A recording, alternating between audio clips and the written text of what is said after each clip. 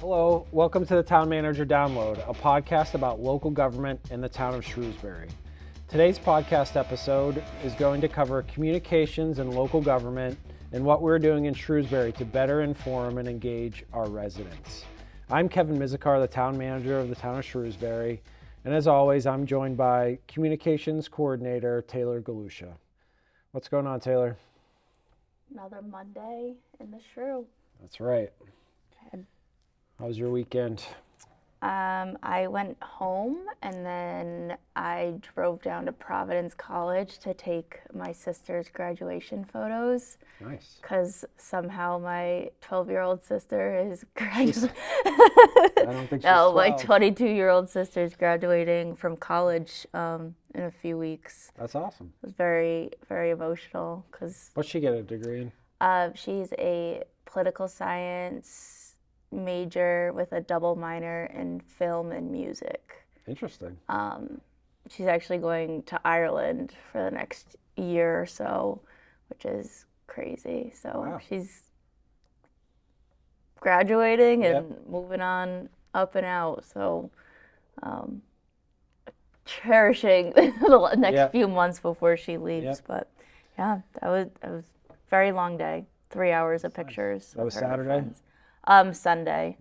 So Did you watch the coronation by any chance? No? I watched some of it.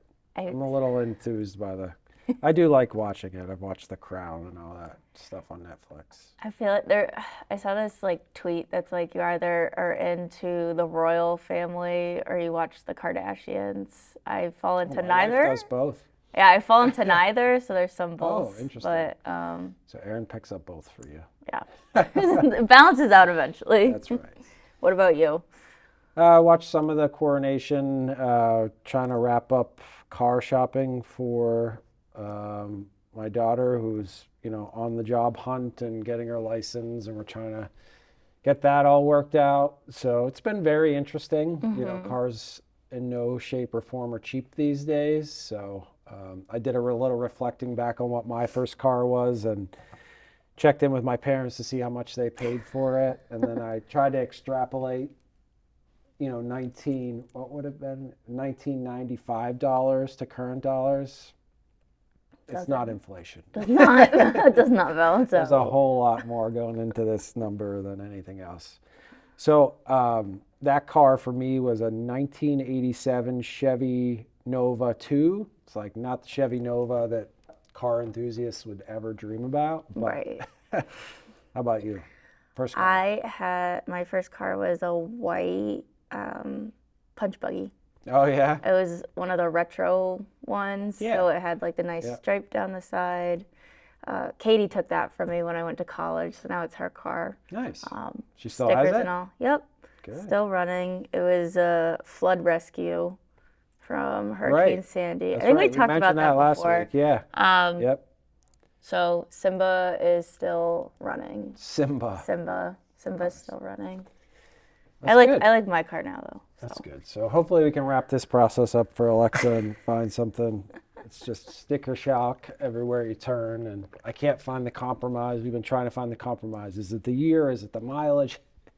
There's no compromise. Same thing happened with apartments. Yeah. It'll be like that for the next few years. Hold your nose and swallow. I guess that's what we have to do. So, and we also had our first fire. So first sat out Saturday night had some friends over. The kids had friends over. It was nice. So good thing to do in early May. You don't get to do it every year. So weather hasn't been the greatest, but we got to do that. So I think we're maybe turning a corner on the weather. Knock on wood. Feels good today. 80 out. Yeah. What else is going on in the Shrew, business-wise? Business-wise, the multimodal study and climate action plan study surveys are still open until early June. Those can be found at shrewsburyma.gov/all-in-Shrewsbury for the climate one, and shrewsburyma.gov/multimodal study for the transportation one. So still gathering feedback, still a joint effort on the planning and DPW's end of things. So please take the time, 10, 15 minutes. It's worth it for us and for you. And so as I said at the outset, today's episode is going to be on communications, and surveys have become one of the key tools that we've used, and they're starting to feel routine, even though we've just begun really in earnest about 14 to 16 months ago. So I look forward to kind of diving in on that. I wanted to take the opportunity just to extend a debt of gratitude to all the candidates that took the time to run for elected office, which wrapped up last Tuesday with the election. Of course, congratulations to all those who were elected to their seats, but to put yourself out there and put your name on a ballot and seek people's votes and try to build a vision. And I know everyone does that because they want to make change happen and see the best from the town of Shrewsbury. I just really appreciate that, and it's a lot of time and effort and things like that go into it. So I just wanted to recognize everyone and congratulate those who were elected. So we're off to another full year. We'll move into town meeting, which we've talked about a lot recently, next week, and go from there. Town meeting will be over when this comes out. That's right. It's so crazy. That is right. That'll be a good day. It will be. Happy to get through the end of that process each and every year. We put a lot into it, and it's good to get the feedback from town meeting members on all the initiatives that we are considering to take on. So we look forward to that on May 15th. So Then we start all over again. start all over right away. I already have a list for the fall town meeting if we need one, so which we will. But that really takes us into communications. So let's talk about that. Taylor, you were, of course, promoted into the communications coordinator position. Was it 2 months ago? Well, a month and a half ago? Month and a half, maybe. Something like that. So this is the first centralized communication position that we've had for the town. Forget about centralized, first communications position that we've had for the town in any aspect. So we look forward to diving in and talking about communications today and everything that we're doing to try to improve those things for the residents and other stakeholders within the community. Before I have to feel like a guest on my own podcast, let's set the scene of what our kind of journey to now, I guess, has been with communications. Where did we start? Pre-Taylor, pre-June 2021. Sure. Yeah, way back. Communications, since I've been in local government for however long, the past 20 years, has always been a topic of communications. But I think that those of us who are trying to meet the best practices and standards in local government really put a lot of emphasis on it, because we are all really, whatever you want to call it, servant leaders, resident focused, desire to have a high level of community engagement. I think obviously the last 20 years has brought a lot of external factors into this change. Definitely whenever I started in local government, we were in didn't know it at the time maybe, but in the kind of the last few years of everyone getting a newspaper and having more of a local newspaper. Yeah. Right? Like having a single source of information. And of course, websites were still kind of the new craze in local government. Local government certainly has a tendency to lag the private sector in how we communicate in the business processes and technologies that we use. So I still remember when simply posting something on a town website was like best practice, right? Yeah. Like you're really doing a lot of important and turning the page on how you communicated with residents and establishing that website and getting more information out there. And of course, fast forward to now, and the website is still really important for deep details of information, but it's not really a place that people go to get general information from us, right? It's just not convenient any longer. It's not, so we can't effectively use it for rapid communications and to fully keep people in the loop. So, and of course, one of the other major factors would be social media and the advent of that. And Twitter, if anyone has a Twitter account, it still tells you like when you join Twitter. So I joined Twitter in 2006, and I know it was like for me at the time it was like sports and NASCAR and related, and certain sports segments or private sector industries were really heavily into Twitter, and now we've almost, in some ways, a lot of people have moved beyond Twitter, and social media was just really that, social media. And now it's fully integrated into almost every aspect of life: business operations, communications, media.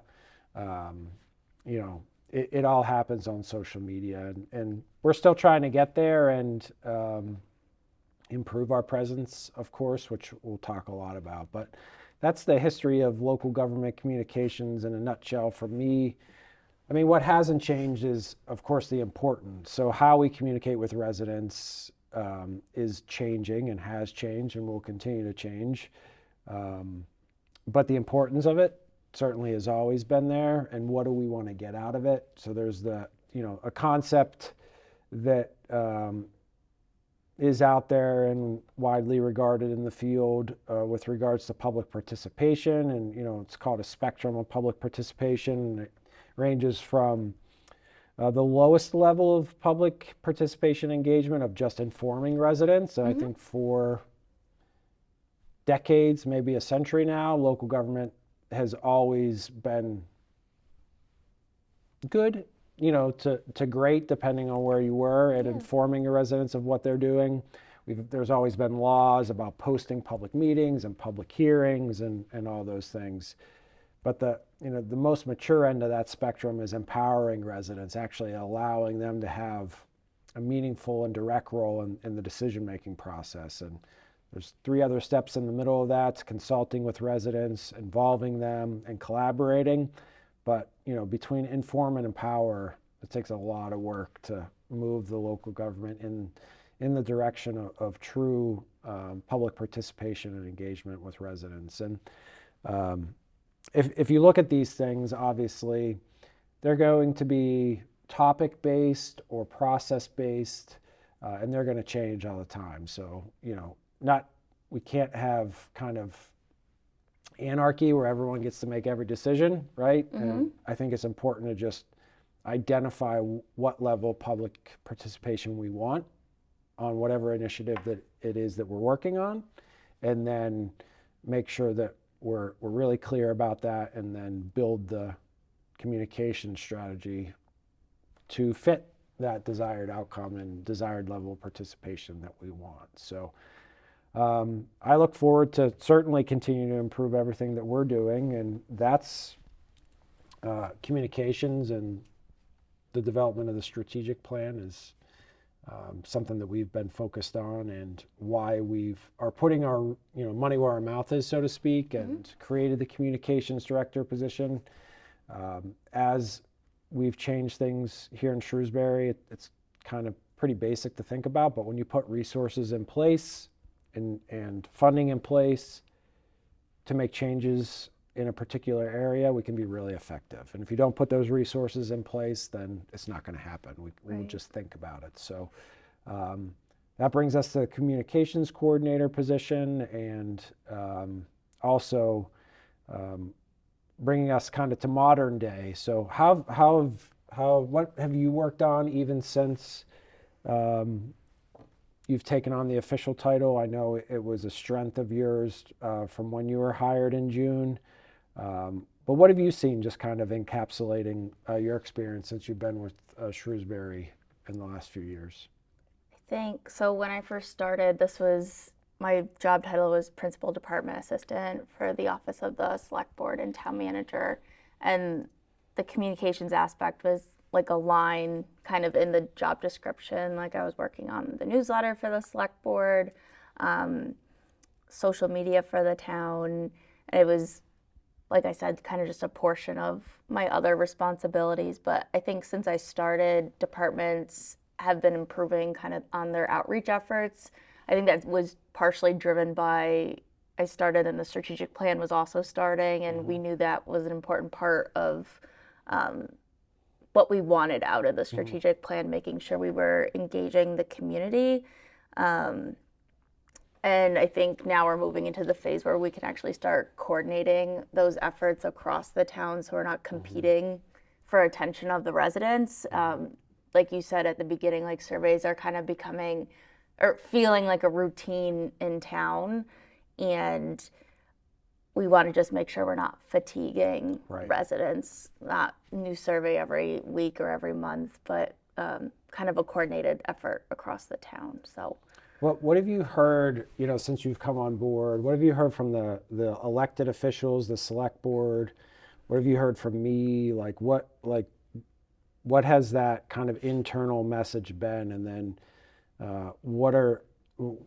I'll stop there. And then we can talk about some key things that I think you've worked on. Yeah, I think there's alignment between the town itself as an administrative organization and the select board as the executive body for that direction of communicating meaningfully with the residents. I've had a lot of conversations with board member Teresa Flynn and Beth Cassavant about just improving on what we're already doing, what we could be doing differently, and what they've heard from residents on how they want to be communicated with. We did a lot of that type of how do you want to be communicated with outreach through the strategic plan. And I think now we're kind of in the phase where we need to bring those ideas to life. And so the environment that we live in that was alluded to from what I said was the case in my early days, which was, perhaps the vast majority, 75, I don't know what the statistics are, but a high percentage of residents received a daily newspaper. Yep. Right? And so therefore, if you wanted to communicate something clearly and you had the opportunity to do it through a local newspaper, you could be rather sure that people would get that information. So whenever we did the survey of residents, what did they say?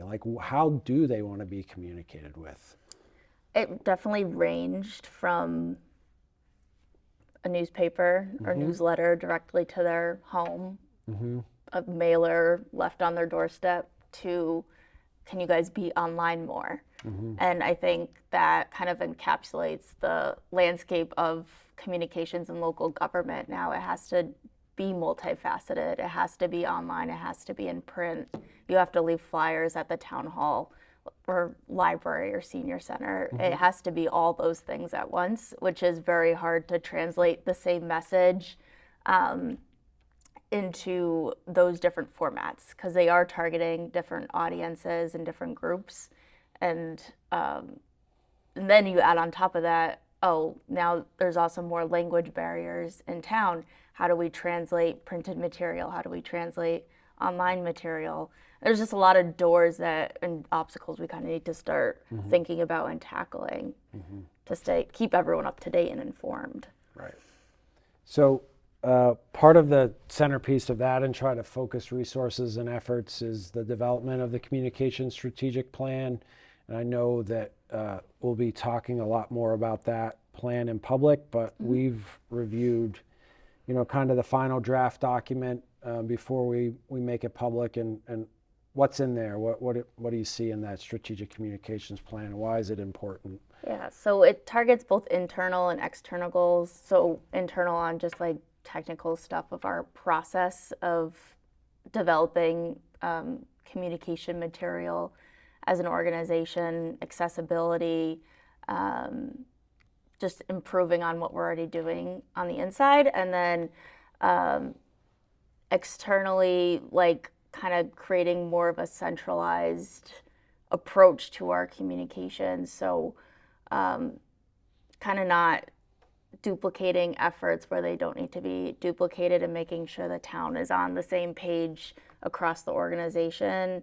And additionally, making sure we're reaching those underserved populations that historically are just kind of left out, not intentionally, but if we're not translating materials, if we're not targeting like rental populations that don't really have like a home address when it comes to the census, because that's a population that doesn't really fill out our local or even the federal census.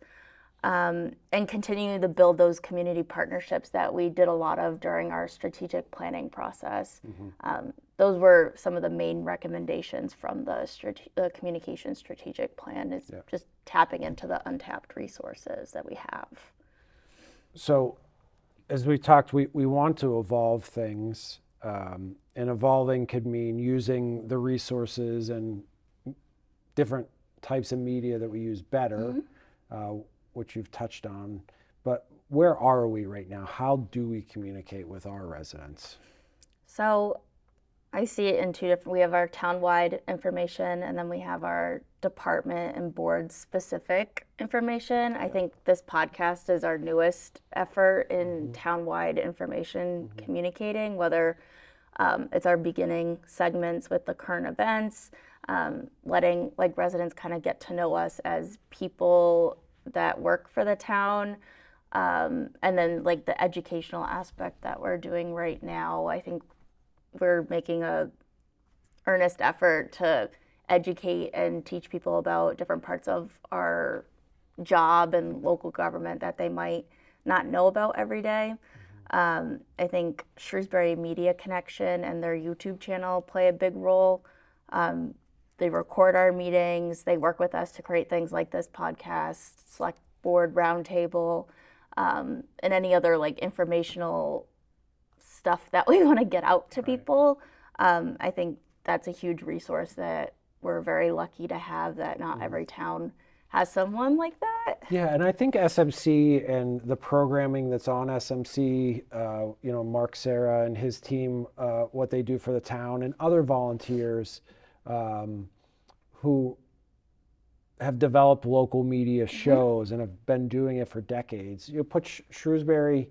So I know you and I want to improve communications, but we do have to acknowledge the fact that, shows like Donna O'Connor's Ask the Manager and things like that have been running for a really long time and have become mainstays. And it's interesting to me that sometimes those long-standing shows aren't forgotten about, but they don't count any longer, right? You can't just say, well, I talked about it on Ask the Manager or whatever, because it takes that constant refresh of how we do things and what we do. And I still love doing Ask the Manager, and we're going to continue to do it, into the future.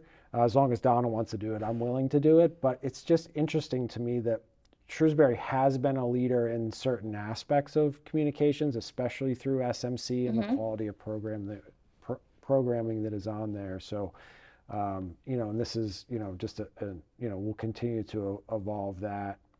As you said, this podcast is one of those things. And of course, the website, we've spent a lot of time revamping it, again, refreshing that tool that we use. So what's happened with the website recently? That was a very big undertaking for the last year, I would say, of updating the look of the website on the face of everything, but also how it's navigated, the ease of navigation, making sure that we're kind of bringing up the content that people are most looking for, looking at our analytics of what pages are visited the most, and pushing those to the top, because if that's what residents are looking for when they come there. I'll say notably the trash and recycling calendar is number one consistently throughout the year. And just kind of elevating the ability for people to sign up for notifications directly from departments they're interested in. If there's a specific board or committee people are interested in, they can get a notification anytime an agenda is posted, calendar events, and we've kind of 21st century'd the website with our town app that's directly connected to the website, Shrewsbury MA. And they can get the same type of notifications directly to their phone. I think there's one aspect of the website that's award-worthy, if I may so we need to find a place that we can apply for that. Obviously, the redevelopment of 1 through 7 Maple Avenue has been a very talked about and well-known project that's been going on in town, rightfully so. It's in the town center. It's the location of a former a building that had been an elementary school and a preschool, or an early childhood center and a high school. So it's run the gamut. It's been a part of the community infrastructure for a long time.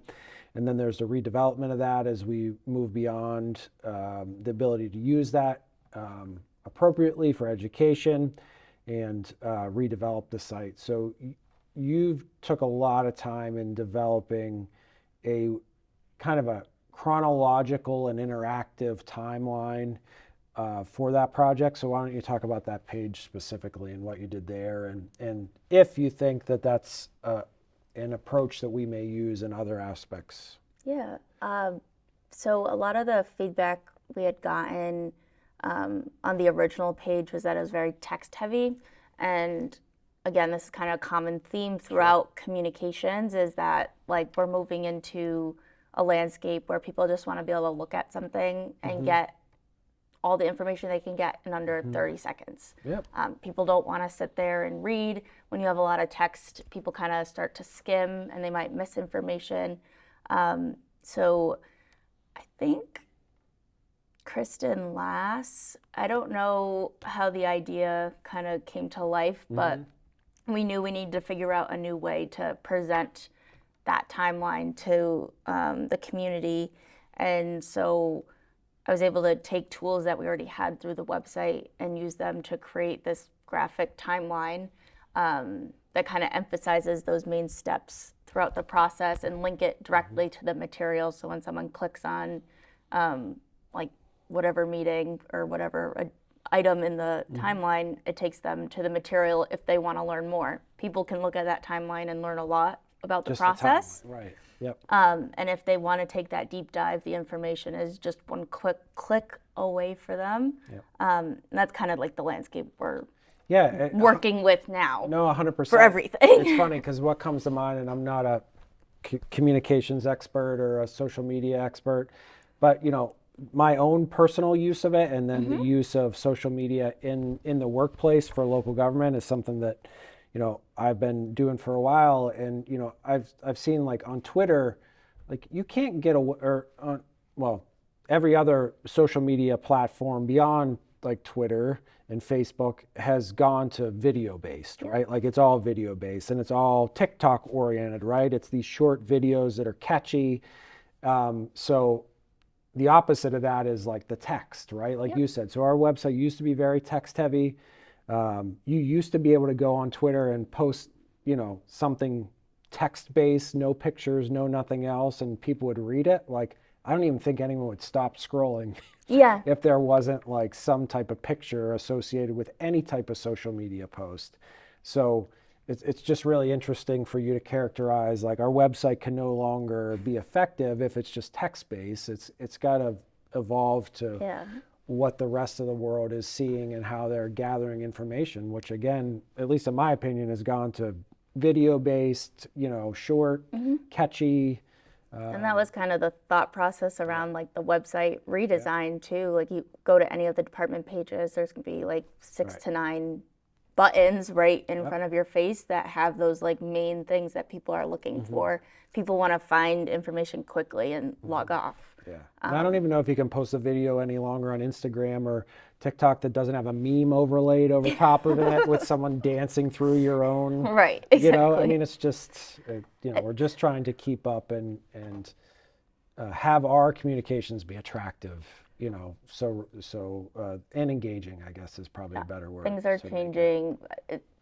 Social media in general, it's different week to week of like what the best way to reach people is. I know that's like a common discussion, like even in the private sector, when you have to get approvals for the things you post, it's really hard to keep up with what's trending and that type of thing that goes viral. I don't think we want to go viral in Shrewsbury. But well, so not for the wrong reason. No. So you talked just a little bit about, you said there's kind of broad town-wide communications and some department-specific thing. Anything else on the department-specific aspect of things that you want to talk about? Keep talking about short videos and everything. One of the recent projects I've worked on updating and revamping was the From the Desk of the Select Board newsletter. It is now a 35-second video posted the day after the meeting.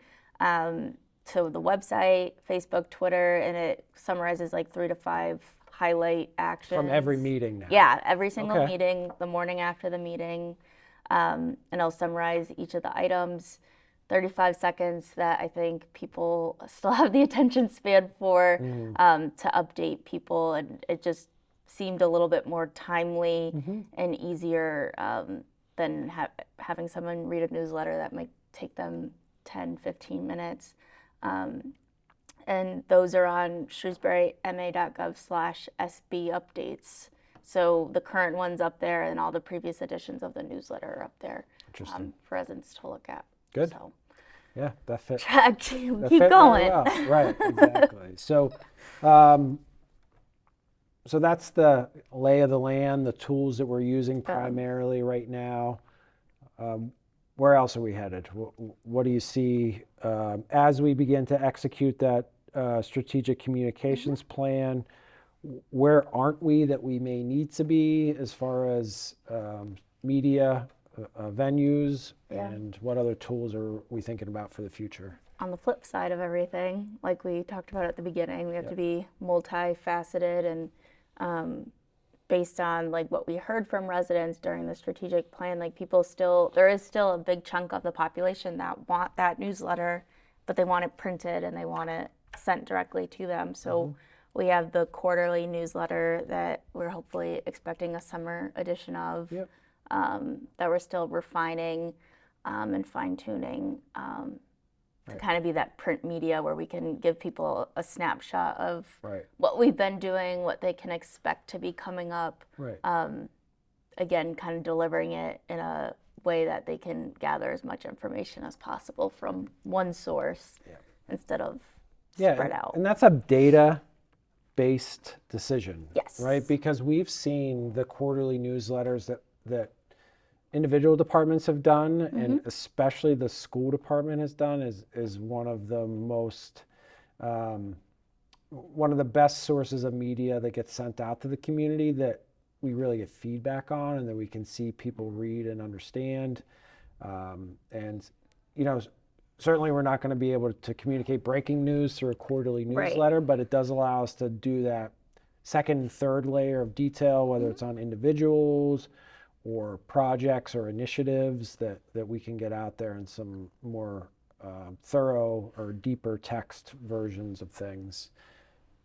Will that be available on the website as well? Yep. So again, we'll have that digital part of it and then the print aspect.